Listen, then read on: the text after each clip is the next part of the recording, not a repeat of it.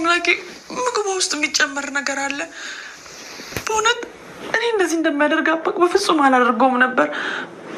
በጭራሽ ነው የሰው መጉዳት አልፈልግም። እንደው ስላላወቅኩ ነው። አንቺ ጨከንሽባት። እነሱ እንኳን ምንም ለሰው የሚያዝን ንጹህ ልብ እንኳን የላቸውም። እውነት በአምላኬ እንደው እንዲህ እንደሚሆን ባቅ በፍጹም አላደርግም ነበር። አሁን ግን አንድ ነገር አለ። እኔም ክፍል እንደዚህ ብርግድ አድርገህ መግባት ጀመርክ እንዴ?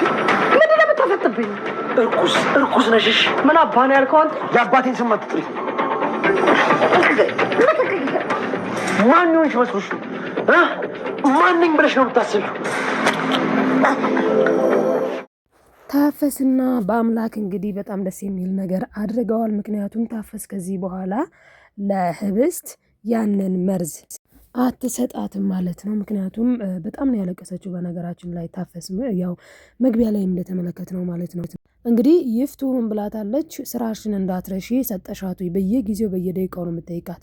ስራሽን ሰራሽ ወይ? ምግቡን ሰጠሻት ወይ? ያንንስ መድኃኒት ጨመርሽ ወይ? ያለች እያስጨነቀቻት ነው። አሁን ታዲያ እንግዲህ ታፈስ ያሰበችው ነገር አለ። መርዙን ልትጥለው አስባለች። ከዛ በኋላ መርዙን እንግዲህ ይፍቱ ካገኘችው ደግሞ ምን ሊፈጠርባት እንደሚችል በታፈስ ላይ በጣም ግልጽ ነው ማለት ነው። ከዚህ በፊት ራሱ በአምላክ ምን አድርጎ ነበረ? ያንን መድኃኒት ሊቀይር እሱ ሌላ ፓውደር ነገር አምጥቶ ነበረ እና ነጭ ነገር በዛ ሊቀይረው ሲል በጣም የሚያሳዝነው ነገር ግን ይፍቱ ምን አድርጋ ነበር? ቦታውን ቀይረው ነበረ ማለት ነው።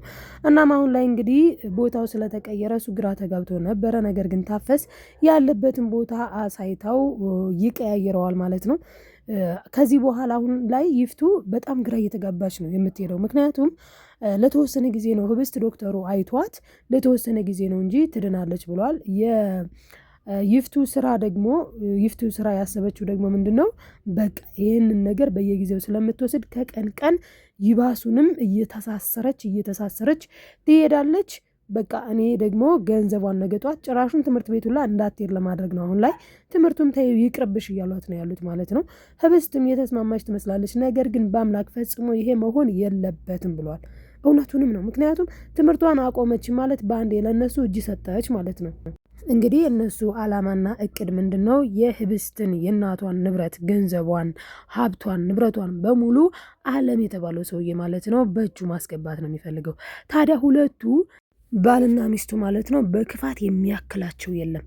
ታዲያ ባልየው ገንዘቡን እንዴት አድርጌ ወደኛ ስም እናድርግ፣ እሷንም ደግሞ ከጨዋታ ውጪ እንዴት አድርገን ነው ማድረግ ያለብን እያለ ሲያስብ ሚስትየው ምን አስባለች? ይሄንን ስርስር አድርጎ የሚያስቀምጥ ነገር ነው ያመጣችባት ማለት ነው። እና መጀመሪያ ላይ ሳትወድ በግድ ሁሉ አንድ ቀን አስተጠጣታለች። ከዛ ውጭም ደግሞ በቃ እንድትጠጣ ነበረ እያደረጓት የነበረው። አሁን ላይ ደግሞ ጭራሽ ምን አድርገዋልኝ?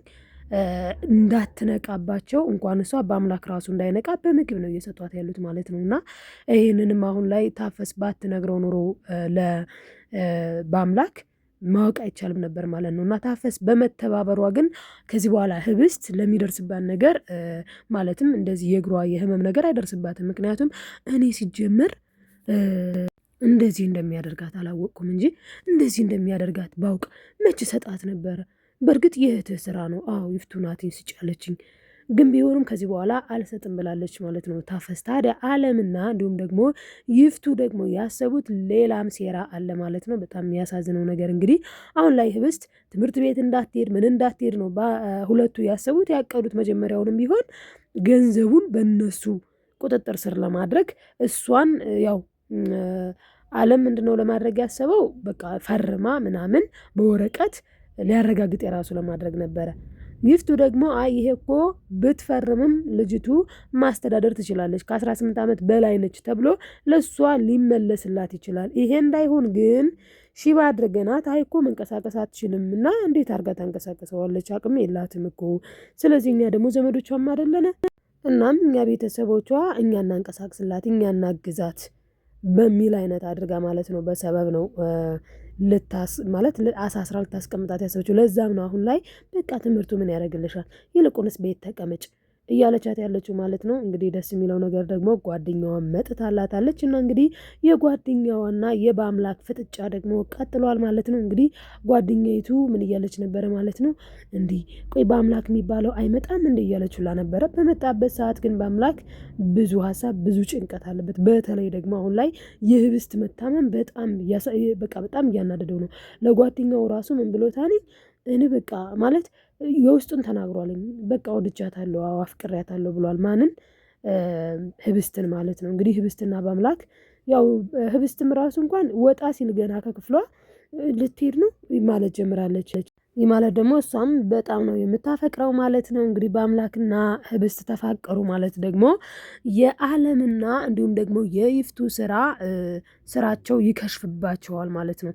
በነገራችን ላይ በአምላክ አንገቷን ሲጣርጎ ፈጥረቆ ሊገላን ነበረ ሁላ። እናም እንግዲህ ይፍቱ ስራ በእርግጥ ቀድሞውንም እየተናገረች ነበረ ለዓለም ማለት ነው። በእርግጥ ዓለም ራሱ ቆይ ይሄ ልጅ ምንድን ነው እንደዚህ የሚያንጠራራው እንደዚህ ጢበር የሚያደርገው? ቆይ ምን አግኝቶ ነው እንዴ? አሁን እንደዚህ የሚንጠባረርብንማ የሆነ ነገርማ ቢያገኝ ጭራሽ እኮ ያጠፋናል ማለት ነው እያለ በጣም ሲናገር ነበረ ዓለም ማለት ነው። ታዲያ በዚህ ሰዓት ይፍቱም ምን እያለች ነበር? አይ ሁኔታው በጣም ከባድ ሆኗል ልጁ።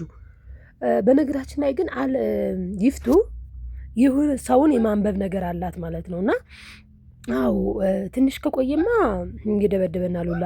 በጣም ከባድ ሆኗል ልጁ፣ በጣም ልቡ እኮ ተራራ ሆኗል እያለች ነበረ። እንዳለችውም እንግዲህ ክፍሏን በርግዶ ገብቶ ማለት ነው በዚህ መልኩ ፍጥርቅ አርጓታል፣ ሲጥል ያረጋት ነው። ምክንያቱም እንዴ ቆይ አንቺ ምን አይነት ሴት ነሽ? ቆይ ምን አይነት ክፋተኛ ነሽ? ቆይ ክፋትሽ ምን ያክል ነው? እንዲሁ ምን አይነት ክፋተኛ ብትሆኝ ነው እንዴ እንደዚህ የሚያደርግሽ ምኑ ነው እያለ በጣም ሲናገራት ነበረ። እናም እንግዲህ በጣም እየተናገራት ነበረ ማለት ነው። ይፍቱ ስራ ታዲያ አሁን ላይ ለዓለም እያቃጠረች ትገኛለች። ዓለም እያለ ያለው መጀመሪያውንም ብሏንኝ እኔ ቆይ ይሄ ነገር እስቲ ይስተካከል፣ ነገሮች መስመራቸውን እስኪይዙ ድረስ ነው እንጂ እንዴት አባት ያድርጌ ልክ እንደማስገባው እኔ ያውቃለሁ ብሏል ማለት ነው። እና እንዴት አድርጌ ልክ እንደማስገባው እኔ ያውቃለሁ እያለ ነበረ ማለት ነው። እንግዲህ ዓለምና ይፍቱ ስራ ተንኮላቸው፣ ክፋታቸው ከጥግ ያለፈ። እች ልጅ ምስኪን ነች እንዴ አባቷን በግፍ ማለት ነው። ዓለም አባቷን በግፍ ህይወቱን ካጠፋ በኋላ ደግሞ በማን አሳቧል ማለት ነው? በአምላክ አሳቧል። ልክ በአምላክ ህይወቱን እንዳጠፋው ምናምን አድርጎ እንግዲህ የበአምላክን ስም አጥፍቷል ማለት ነው። ያ ብቻ አይደለም በአምላክ በቃ አምኖ እንዲቀበልና በቃ እኔ እኮ የሰው ነፍስ አጥፍቻለሁ፣ እኔ እኮ በቃ ይሆናል አይደለ ራሱን እንዲወቅስ ነው ለማድረግ የፈለገው። ነገር ግን በጣም ጎበዝ ስለሆነ በአምላክ ምን አድርጓን ራሱን መውቀስ ውስጥ አልገባም። ምንድን ነው ያለው? እኔ ፈጽሞ የሰው ህይወት አላጠፋሁም። ሲጀመር ስራዬ ብለው ራሱ ማለት ነው እሷን ማለት በቃ እሷ ጋር እንዳይቀራረብ ማለት በአምላክን ደጋግሞ ነግሮታል። ከእሷ ጋር ግን መቀራረብ ያልሆነ ነገር መጀመር አይፈቀድም ብሎታል።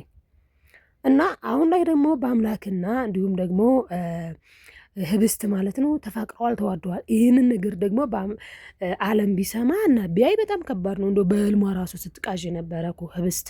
ምክንያቱም አሁን ዓለም ቢሰማ ምን ሊፈጠር እንደሚችል በጣም ከባድ ነው እና በህልሟ ጭምር እያቃዣት ነበረ ማለት ነው። በጣም ነው የምታሳዝነኝ። በነገራችን ላይ ህብስት ማለት በቃ እናቷ ሞተችባት፣ ገንዘቧን ንብረቷን እሷ እንዳታስተዳድር አባቷን ማጥፋት አልበቃው ብሎ ማለት ነው። በእርግጥ አባቷን የሚያጠፋው እኮ ገንዘቡን ለመውሰድ ነው። አሁን ደግሞ አባቷን አጥፍተዋል። እናትየው በህይወት የለችም። ስለዚህ ልጅቱ ነች። ልጅቱን ደግሞ ምንም እኮ ማለት አሁን ህይወቷ ቢጠፋ ለእኛ የሚመጣልን ነገር የለም እንጂ እኮ እሷን ማጥፋት ቀላል ነው ብላለች ይፍቱ ራሱ ከዚህ በፊትና የሰው ልጅ ግን ለገንዘብ የዚህን ያክል መፍገምገም ምንድን ነው እንደ ገንዘብ እኮ ጥሩ ነው፣ ግን ደግሞ ሳይለፋ ሳይሰራ የመጣ ገንዘብም እንደው ማለት በጣም ከባድ ነው። በዛ ላይ ይህን ያክል ሚሊዮን ብር ነው። ቢያንስ የተወሰነ ነገር ወስደውባት ልጅቷን በሰላም ብትኖር አሪፍ ነበር። ግን ብዙ ጊዜ በተለይ ሀብታሞች በቃኝ አይሉም። በጣም ነው የሚያሳዝነው ማለት ነው ውዶችዬ። እስቲ እንግዲህ እናንተስ ምን ትላላችሁ? በዚህ ቪዲዮ ላይ ሀሳብ አስተያየታችሁን ኮሜንት ላይ ጻፉልኝ። እንደ ይፍቱ ስራ መሰሪያን ሰዎች ግን ሞልተዋል ማለት ነው። በተለይ በሀገራችን እውነቴን እምላችሁ እንደ ዓለም ከይፍቱ ይበልጣል ተንኮሉ። ግን ደግሞ ይፍቱ ጭንቅላቷን ተጠቅማ የማጥቂያ መንገዷ በጣም ከባድ ነው። አስቡት አሁን ያንን መርዝ ጨምራ ልጅቷን ሽባ ለማድረግ መሞከር በጣም ከባድ ነገር ነው እና በጣም ያሳዝናል ማለት ነው ውዶችዬ። እስኪ ሀሳብ አስተያየታችሁን ኮሜንት ላይ ጻፉልኝ ማለት ነው። ላይክ፣ ሰብስክራይብ፣ ሼር ማድረግ አትርሱ። በጣም ነው የማመሰግነው ለምታበረታቱኝ ማለት ነው የኔ ውዶች። በቀጣይ ቪዲዮ እስክንገናኝ በያላችሁበት ሰላማችሁ ይብዛልኝ። እወዳችኋለሁ። ባይ ባይ ተወዳጆች።